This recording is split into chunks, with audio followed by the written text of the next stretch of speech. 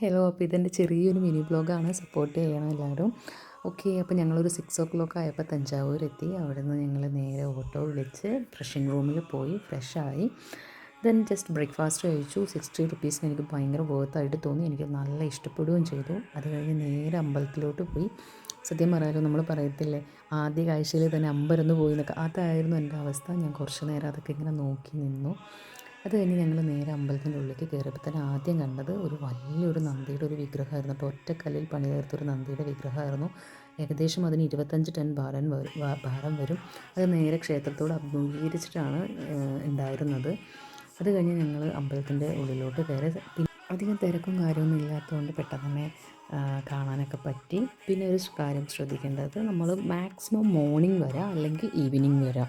അതിൻ്റെ ഇടയിലാണെന്നുണ്ടെങ്കിൽ നമ്മളത് സ്കിപ്പ് ചെയ്യുക തന്നെ വേണം. എന്താ വെച്ചാൽ ഒട്ടും നമുക്കത് പറ്റത്തില്ല, അത്രയ്ക്ക് ചൂടാണ്. നമുക്ക് നടക്കാൻ കൂടെ പറ്റില്ല, കാല് പൊള്ളും. അതേപോലെ തന്നെ നമ്മൾ നല്ല ടയേർഡും ആകും. അതുകൊണ്ട് അത് എന്തായാലും ശ്രദ്ധിക്കണം. പിന്നെയെന്ന് പറഞ്ഞാൽ ഫോണ് അലൗഡാണ്, പക്ഷേങ്കിൽ ഫോട്ടോസ് മാത്രമേ പറ്റുള്ളൂ, വീഡിയോസ് അലൗഡല്ല. അഥവാ നമ്മൾ വീഡിയോസ് എടുക്കുന്നത് സെക്യൂരിറ്റീസ് കണ്ടിട്ടുണ്ടെന്നുണ്ടെങ്കിൽ എന്തായാലും അത് നമ്മളെ കൊണ്ട് ഡിലീറ്റ് ചെയ്യിപ്പിക്കും. അപ്പോൾ ആ കാര്യം കൂടെ ഒന്ന് ശ്രദ്ധിക്കണം കേട്ടോ.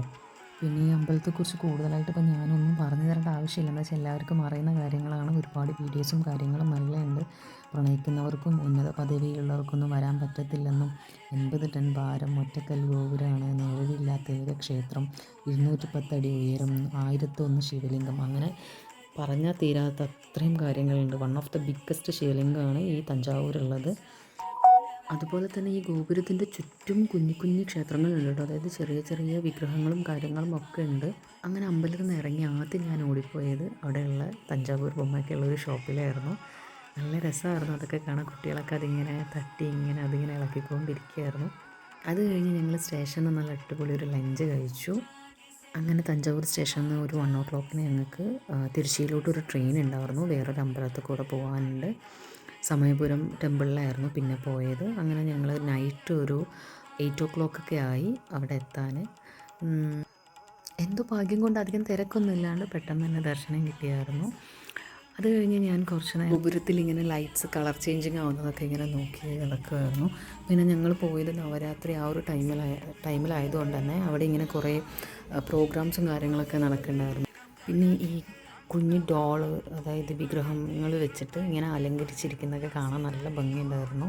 നെക്സ്റ്റ് ഡേ മോർണിംഗ് അങ്ങനെ ഞങ്ങൾ ശ്രീരംഗനാഥ ക്ഷേത്രത്തിലാണ് പോയിട്ടുണ്ടായിരുന്നത്. ഈ അമ്പലത്തിൻ്റെ ചുറ്റുമായിട്ട് 7 കവാടങ്ങളാണുള്ളത്. ഭയങ്കര വലിയ കവാടങ്ങളാണ്.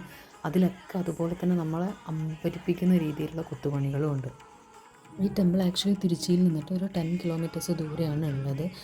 പത്മനാഭ ക്ഷേത്രത്തിൽ നമുക്ക് 3 അറകളിലായിട്ടാണ് മഹാവിഷ്ണുവിനെ കാണാൻ പറ്റുന്നത്. പക്ഷേ ഇവിടെ നമുക്ക് ഒരറയിൽ അതും അടുത്ത് നിന്ന് നമുക്ക് കാണാൻ പറ്റും. അമ്പലത്തിനുള്ളിൽ തന്നെ ഒരുപാട് കുഞ്ഞു കുഞ്ഞു ക്ഷേത്രങ്ങളുണ്ട്. കുറേ നടക്കാനുണ്ട്, കാണാനൊക്കെ ഒരുപാടുണ്ട്. അതുപോലെ തന്നെ ഭയങ്കര പീസായിട്ടുള്ളൊരു സ്ഥലമാണ്. ഗാർഡനും ഒക്കെ ആയിട്ട് നല്ല രസമാണ് കാണാൻ. അമ്പലങ്ങളിലൊക്കെ പോകാൻ ഇഷ്ടമുള്ളവരാണെന്നുണ്ടെങ്കിൽ എന്തായാലും ഇവിടെയൊക്കെ വരണം.